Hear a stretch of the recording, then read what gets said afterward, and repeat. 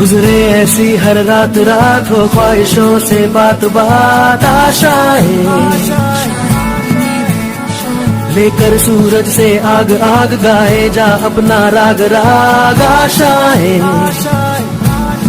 कुछ ऐसा करके दिखा खुद खुश हो जाए खुदा आशाएं मिले दिल।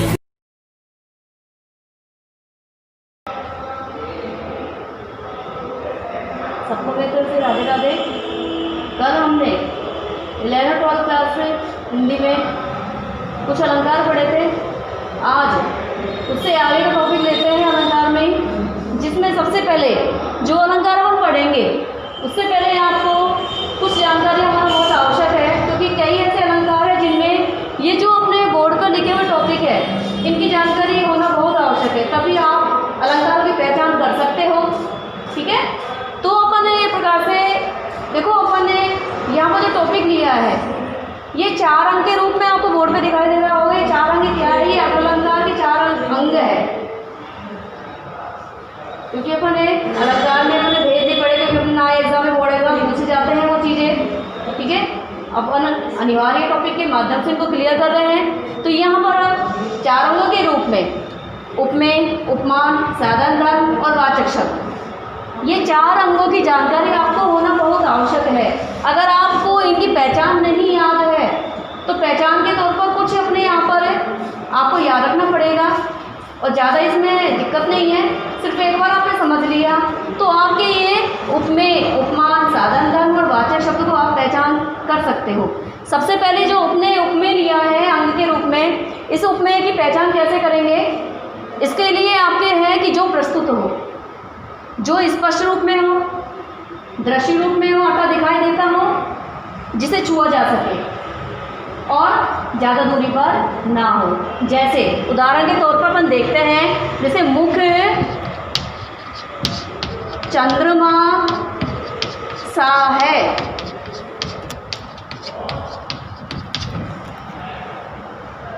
मुख चंद्रमा सा है। यहाँ पर उपमेय में अपने क्या था? प्रस्तुत हो, स्पष्ट हो, दृश्य रूप में हो, जिसे छुआ जा सके। तो देखो, चंद्रमा को आपने छुआ है नहीं ना, महसूस कर सकते हैं कि चंद्रमा है, उसकी जो शीतलता है उसको अपन महसूस कर सकते हैं ना, तो इसको अपन जा करके छू सकते हैं। ठीक है ना, इसके लिए अपन को क्या करनी पड़ेगी? क्रिया करनी पड़ेगी। लेकिन अपना मुख है, यह प्रस्तुत रूप में है कि नहीं, दृश्य रूप में है कि नहीं, स्पष्ट है कि नहीं, जिसे छुआ जा सकता है नहीं जा सकता, तो ये अपना क्या है? उपमेय। तो यहाँ मुख क्या हो गया? उपमेय। आपको बस इतना सा याद रखना है। यहाँ पर अपनी परिभाषा एग्जाम में नहीं पूछी जाएगी, बोर्ड एग्जाम में। बस आपको क्या याद रखना है कि इसको कैसे पहचानें। आपके वहाँ पर उदाहरण दिए जाएंगे कि निम्न पंक्ति में कौन सा अलंकार है। ठीक है, यहाँ आपने जो व्याख्या आती है उनमें भी आप जो विशेष लिखोगे तो वहाँ पर भी अलंकारों की पहचान इनके माध्यम से ही की जाएगी। तो आपको ये याद रखना है कि यहाँ पर उपमेय को कैसे पहचानें। दूसरा अपना क्या है यहाँ पर? है उपमान। उपमान क्या है? इस उपमेय के क्या होता है? विपरीत है। देखो यहाँ पर प्रस्तुत है ना, इसके स्थान क्या आ जाएगा उपमान में? जो अप्रस्तुत हो, जो अस्पष्ट हो, जो अदृश्य रूप में हो। ठीक है, और जिसे छुआ ना जा सके, अर्थात बहुत दूर हो। तो यह चंद्रमा इसका उदाहरण रूप में स्पष्ट हो रहा है कि नहीं हो रहा? तो यहाँ पर ये क्या हो गया? अपना उपमान। क्लियर? तो यहाँ को याद रखना है उपमेय क्या होता है, उपमान क्या होता है। तो इनकी पहचान के लिए आपके यहाँ पर ये दिया गया है, तो इसको जरूर याद रखना।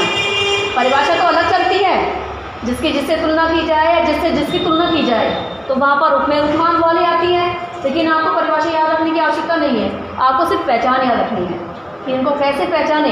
तो इसके लिए आपके यहाँ पर उपमेय और उपमान दोनों बता दिए गए हैं। रही आगे साधारण धर्म। साधारण धर्म में आपको याद रखना है कि इसमें विशेषणवाची शब्द आते हैं। विशेषण सभी जानते हैं, परिभाषा भी आपको पता होगी। ठीक है ना, क्योंकि पदपरिचय टॉपिक ऐसा है, 11th में तो नहीं चलता पदपरिचय वाला, 12th में जरूर है वो। तो आपको याद रखना है कि विशेषण, जो छोटी कक्षाओं में आप लोगों ने पढ़ा है विशेषण क्या है, इसकी पहचान कैसे करें, इसके कितने भेद है। तो वही टॉपिक आपको इसमें अलंकार में आपके जो साधन धर्म है उसमें भी ये चीज़ याद रखनी है आपको, ठीक है। तो जैसे इस वाले उदाहरण में क्या आपको यहाँ विशेषण दिखाई दे रहा है? नहीं है ना? क्यों नहीं है? क्योंकि यहाँ पर मैंने आपकी मुख चंद्रमा सा है। अगर मैं अगला उदाहरण लिखूँ कि मुख चंद्रमा सा सुंदर है, तो देखो मुख तो उपमेय हो गया, चंद्रमा उपमान हुआ और साधन धर्म अपना विशेषण के रूप में सुंदरता है कि नहीं, तो ये क्या हो गया अपना साधारण धर्म हुआ, ठीक है। तो आपको याद रखना है कि विशेषणवाची शब्दों के रूप में आपको कैसे याद रखना है कि इसमें क्या आते हैं? साधारण धर्म होगा, ठीक है। तो इस वाले उदाहरण में अपने ये वाला जो अपने शब्द है इसमें कौन सा आ गया अपना अंक के रूप में? साधारण धर्म। अगला है वाचक शब्द। देखो जो अपने अलंकार पढ़ने जाएंगे, जैसे अपने कई अलंकार है, जैसे उपमा, उत्प्रेक्षा, ठीक है, और भी काफ़ी सारे हैं जिनमें आपके क्या चलेंगे? वाचक शब्द। पहचान के तौर पर वो वाचक शब्द आपको याद रखने पड़ेंगे। जैसे अपन आप पढ़ेंगे उपमा अलंकार। उपमा अलंकार में यहाँ पर देखा जाए वाचक शब्द में क्या आता है? सा, सम, सरिस, समान, इव और तुल, ठीक है। ये क्या है? अपने वाचक शब्द है। किस अलंकार के? उपमा अलंकार के, ठीक है। तो ये चार टॉपिक क्लियर है आपके। उपमेय क्या है, उपमान क्या है, साधारण धर्म क्या है और वाचक शब्द क्या है, ये आपके, ठीक है ना, 11th क्लास हो चाहे 12th क्लास हो, ये अभी से आपको क्लियर करने हैं। क्योंकि अलंकार टॉपिक यहाँ पर आप ध्यान रखना, एग्जाम में यहाँ पर अपने विशेष के तौर पर ये अभी से आपको क्लियर करने हैं। क्योंकि परिभाषा यहाँ नहीं पूछी जाएगी, आपको सिर्फ क्या याद रखना है कि इनकी पहचान कैसे याद रखें, ठीक है। अलंकार के तौर पर जो वाचक शब्द है वो अलग अलग प्रकार से आपको याद रखने पड़ेंगे। सबसे पहले अपन पढ़ रहे हैं उपमा अलंकार, ठीक है। तो यहाँ पर आपके उपमा अलंकार के वाचक शब्द यहाँ दे दिए गए हैं, सा, सम, सरिस, समान, इव, तुल, ठीक है। ये किसके? उपमा अलंकार के। अब देखो ये उदाहरण अपन ने लिया है, मुख चंद्रमा सा सुंदर है। इसमें मुख अपना क्या आ गया था? उपमेय हुआ कि नहीं हुआ?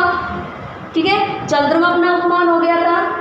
यहाँ पर देखिए साधारण धर्म जिसमें क्या आ गया था? ये सुंदर आ गया। अब रहा सा, सम, सरिस, समान, ये वाचक शब्द थे ना। अब इस वाले उदाहरण में सा क्या है? अपना वाचक शब्द है, ठीक है। तो ये आपको याद रखना है कि उपमा अलंकार के वाचक शब्द कौन कौन से हैं?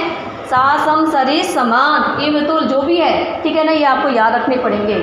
और इन्हीं के माध्यम से जो आपके उदाहरण में प्रस्तुत होगा, तो वो आपके उदाहरण में ये आपको याद देखने पड़ेंगे कि ये शब्द इस वाले उदाहरण में है या नहीं है, ठीक है। बड़े उदाहरण भी मिलेंगे आपको, छोटे भी होंगे, तो आपकी पहचान उपमा अलंकार में किनके माध्यम से करनी पड़ेगी?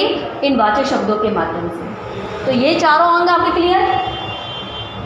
और क्योंकि अगले जो अपने अलंकार पढ़ेंगे उनमें ये चीज़ें आपको बहुत ही जरूर है। जैसे रूपक अलंकार पढ़ेंगे तो उसमें उपमेय उपमान आपको याद रखना पड़ेगा, पहचान याद रखनी पड़ेगी, परिभाषा अलग अलग है, ठीक है, लेकिन पहचान आपको यहाँ पर क्लियर हो चुकी है, तो आप अलंकार आराम से पहचान कर सकते हो, ठीक है। अब चलते अपने आगे उपमा अलंकार की परिभाषा।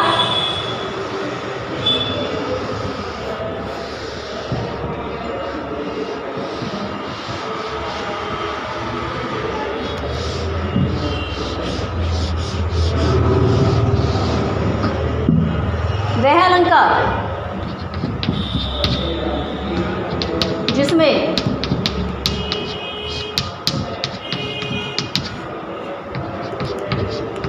एक वस्तु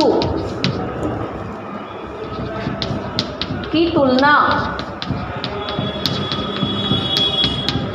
या समानता दूसरी वस्तु से की जाए,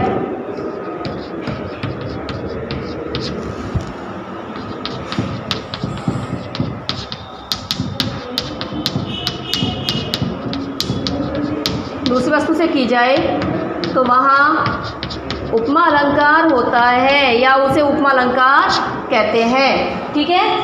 अब एक वस्तु क्या है, दूसरी वस्तु क्या है, ये भी आपको याद रखना पड़ेगा कि यहाँ एक वस्तु दूसरी वस्तु, तो यहाँ पर आपके वह अलंकार जिसमें एक वस्तु की तुलना, एक वस्तु क्या है? उपमेय, वस्तु क्या है? उपमान। ठीक है, ये याद रखना है आपको कि एक वस्तु क्या? उपमेय, दूसरी वस्तु क्या? उपमान। एक वस्तु की तुलना दूसरी वस्तु से की जाती हो तो वहाँ पर उपमा अलंकार होता है। ठीक है, तो समानता या तुलना के रूप में कौन सा अलंकार हो जाएगा? उपमा अलंकार। ठीक है, उदाहरण आपके यहाँ पर है ये, क्योंकि अभी तो अपन ऑनलाइन क्लासेस चल रही है, इसके माध्यम से थोड़ा सा अपन को खाली समझने की बातें हैं। बाकी आपके पास जो चैप्टर वाली बुक है उसमें आपको खुद को पहचान करनी है कि ये जो हमको अलंकार पढ़ाए जा रहे हैं, क्या ये अलंकार वहाँ पर भी दिखाई दे रहे हैं या नहीं दे रहे। ठीक है, तो आपकी परिभाषा क्लियर है, जिसमें आपको पहले बता रहे हैं कि अंग जरूर याद रखना, क्योंकि इन्हीं के माध्यम से कुछ अलंकारों की आपको पहचान करनी होगी। तो ये हो गया आज अपना उपमा अलंकार। अगला अलंकार पढ़ते हैं अपन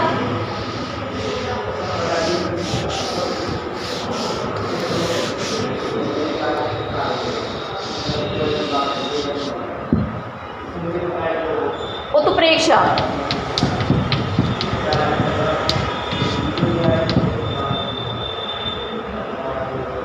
ठीक है, उत्प्रेक्षा।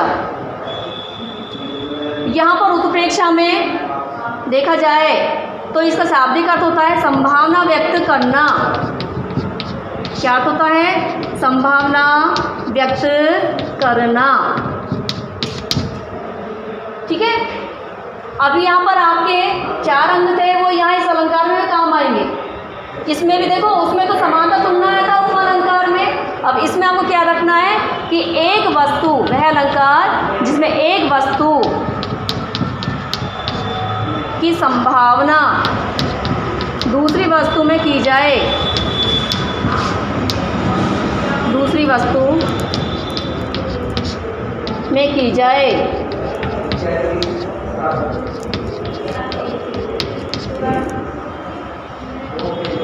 तो वहाँ उत्प्रेक्षा अलंकार होता है, या उसे उत्प्रेक्षा अलंकार कहते हैं। ये याद रखना है। ये तो मैंने जल्दबाजी चक्कर में ऐसा कर दे, लेकिन आपको पूरा लिखना है यहाँ पर अलंकार। ठीक है, कि वह अलंकार जिसमें एक वस्तु की संभावना दूसरी वस्तु से की जाए या दूसरी वस्तु में की जाए, तो वहाँ पर कौन सा अलंकार होगा? उत्प्रेक्षा अलंकार होगा। एक वस्तु हुई जहाँ उपमेय की संभावना उपमान से की जाती हो तो वहाँ उत्प्रेक्षा अलंकार। अब इसमें भी वाचक शब्द चलते हैं, उत्प्रेक्षा वाचक शब्द याद रखना। वहाँ तो उपमावाचक शब्द थे, वो यहाँ पर कौन से? उत्प्रेक्षा वाचक शब्द। इस उत्प्रेक्षा वाचक शब्द में आपको याद रखना है मनो, मनु, मनहु, जनो, जनु, जनहु। ठीक है, यहाँ भी हो सकता है मानो, जानो। ये किसके उत्प्रेक्षा, किसके शब्द हैं ये? किस अलंकार के? उत्प्रेक्षा वाचक अलंकार के वाचक शब्द है ये। कौन कौन से? मनो, मनु, मनहु, मानो, जनो, जनु, जनहु, जानो। ठीक है, अब कैसे पहचान करेंगे? क्योंकि मैं सादा उदाहरण लेंगे। उपमा अलंकार में अपना उदाहरण था मुख चंद्रमा सा सुंदर है। अब यहाँ पर क्या उदाहरण आएगा? क्योंकि यहाँ पर कई बार आपको क्लियर करना है, इसमें आपको याद रखना है कि मुख मानो या मनो चंद्रमा है। तो मुख अपना क्या था? उपमेय था कि नहीं था? ठीक है, उपमान के रूप में क्या आ रहा है अपना? चंद्रमा। एक वस्तु की संभावना दूसरी वस्तु में की जाती हो। एक वस्तु क्या है? उपमेय के रूप में कौन क्या आ रहा है? मुख, जिसकी संभावना किससे की जा रही है? चंद्रमा से। ठीक है, तो यहाँ पर इसमें कौन सा अलंकार हो गया? उत्प्रेक्षा अलंकार हुआ। तो आपको याद रखना है कि जहाँ एक वस्तु की संभावना दूसरी वस्तु से की जाती हो तो वहाँ पर अपना उत्प्रेक्षा अलंकार होता है। इसके वाचक शब्द अपने दिए गए हैं मनो, मनु, मनहु, मानो, जनो, जनु, जनहु, जानो। ठीक है, तो ये होगा अपना उत्प्रेक्षा अलंकार। अब अपन चलते हैं अगले अलंकार की ओर, जिसमें भी आपको कुछ इसी तरह की उपमेय उपमान का याद रखना है, और वो अलंकार है अपना रूपक। कौन सा अलंकार? रूपक। उसमें भी कुछ ही अंतर है, जैसे वहाँ पर उपमान, उपमा में तो क्या था परिभाषा? एक वस्तु की तुलना दूसरी वस्तु से, ठीक है, या समानता एक वस्तु की दूसरी वस्तु से। उत्प्रेक्षा में क्या था अपना? एक वस्तु की संभावना दूसरी वस्तु से। अब इसमें भी कुछ ही परिवर्तन है। देखो यहाँ पर आपको याद है रूप, पहली परिभाषा के रूप में आपकी क्लियर हो रही है कि रूप के रूप में यहाँ पर क्या, एक वस्तु को दूसरी वस्तु का रूप दिया जाता हो, ठीक है, तो वहाँ पर कौन सा अलंकार? रूपक, क्योंकि रूपक का रूप से ही अपनी परिभाषा क्लियर हो रही है। और दूसरा देखा जाए तो यहाँ पर एक आरोप वाला भी आता है, ठीक है, रूप दिया जाए या आरोप सिद्ध किया जाए तो वहाँ पर अपने रूपक अलंकार होगा। कैसे होगा? देखो परिभाषा स्पष्ट कर रही है, वह अलंकार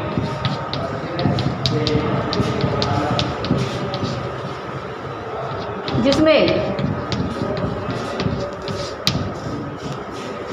एक वस्तु को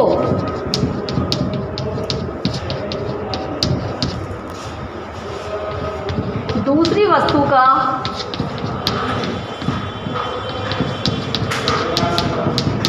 रूप दिया जाए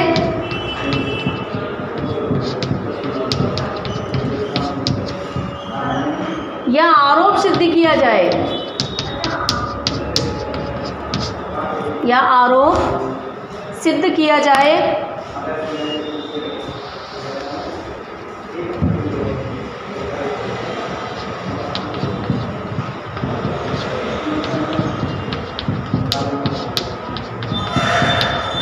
तो वहाँ रूपक अलंकार होता है।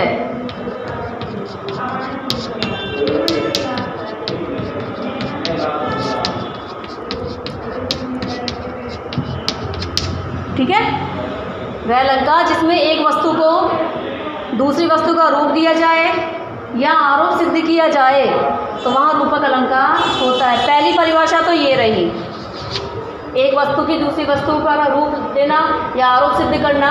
दूसरी परिभाषा के रूप में अगर ये आपको याद नहीं रहती है तो आपको उपमेय उपमान वाली याद रखनी है फिर, ठीक है। तो उसमें क्या याद रखना है आपको? वह अलंकार जिसमें, देखो इस पर वह अलंकार जिसमें एक वस्तु के साथ क्या जाएगा? उपमेय को उपमान का, दूसरी वस्तु के रूप में क्या जाएगा?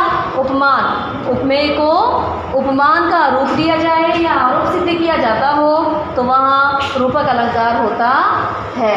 क्लियर यहाँ पर? अब चलते उदाहरण की ओर। यहाँ पर ही आपको बस इतना से याद रखना है, मुख चंद्रमा है। देखो मैं बार बार एक ही उदाहरण ले रही हूँ लेकिन इसमें परिवर्तन है, क्योंकि कई बार अपने उदाहरण बड़े वाले में तो आप क्लियर कर लेंगे लेकिन छोटे उदाहरणों में इनमें भी आपको पहचान करना बहुत ज़रूरी है। तो मुख चंद्रमा है, मुख उपमेय है, चंद्रमा क्या है अपना? उपमान है कि नहीं? मुख क्या है यहाँ पर? उपमेय। चंद्रमा क्या है अपना? उपमान। अब यहाँ पर उपमेय को किसका रूप दिया जा रहा है? उपमान का। अर्थात मुख को किसका रूप? चंद्रमा का। या मुख के ऊपर किसका आरोप? चंद्रमा का आरोप। ठीक है, तो कौन सा अलंकार हो गया अपने? रूपक अलंकार हुआ। ठीक है, तो यहाँ तक आपके क्लियर हुआ। लेकिन अब देखो उदाहरण अपने अब तक पढ़े हैं जिनमें आपको याद रखना है। नंबर 1, मुख चंद्रमा सा सुंदर है।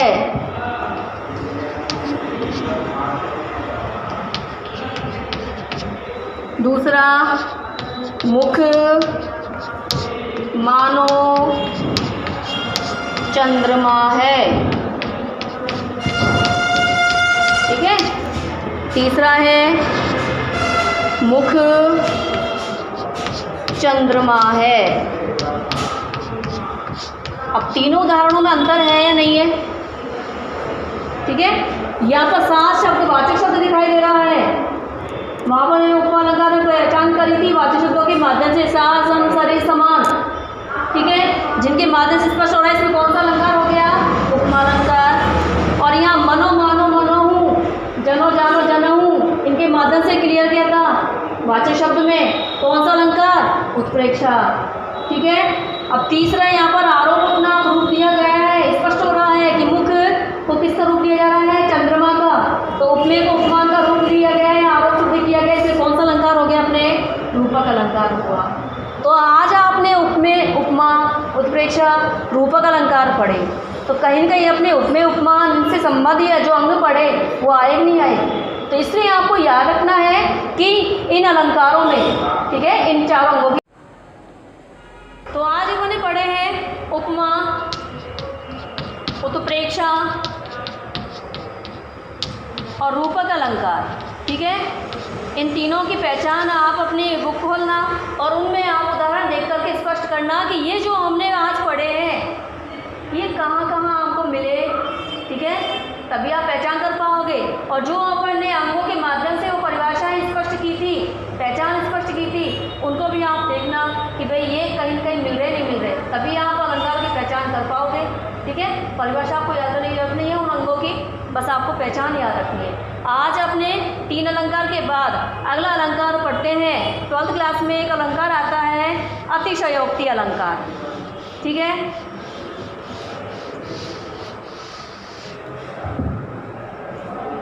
अतिशयोक्ति अलंकार,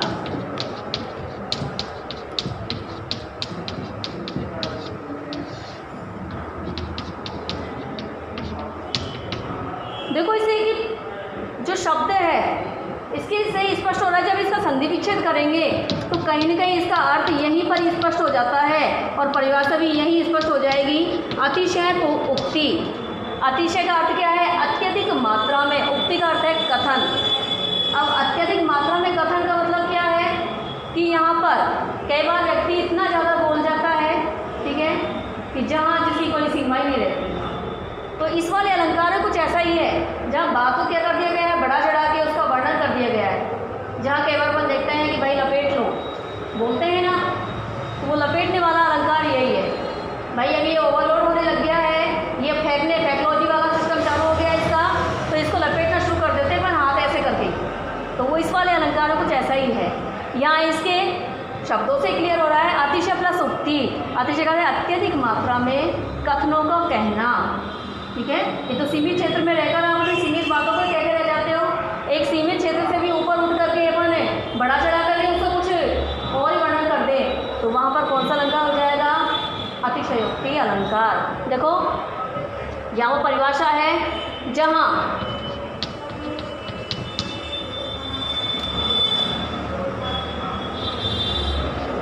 किसी बात का वर्णन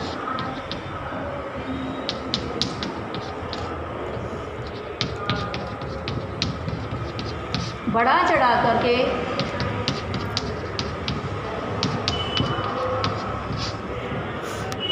बढ़ा चढ़ाकर कर दिया जाता है या कह दिया जाता है,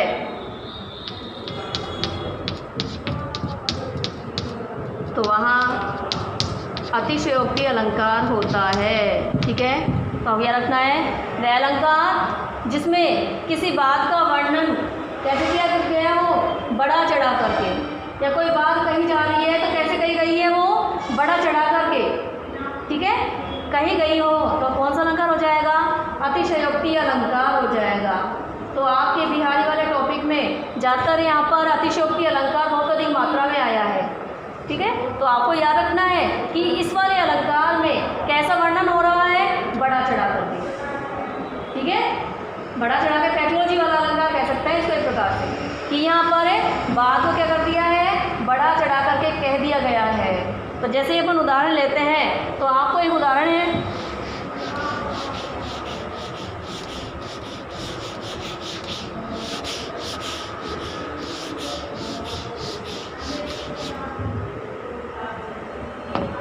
उदाहरण याद रखना है, हनुमान की पूंछ में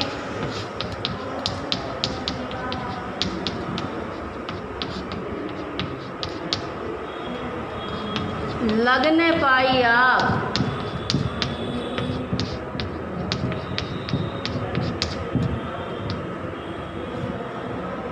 लंका सिगरी जल गई, गए निशाचर भाग।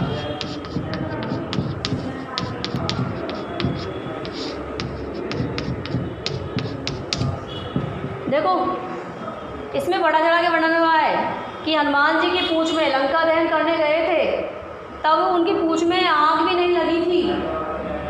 ठीक है, आग नहीं लगाई थी पूंछ में, उससे पहले तो पूरी पूरी लंका सिगरी, सिगरी का अर्थ है संपूर्ण लंका नगरी क्या हो गई थी, जल गई।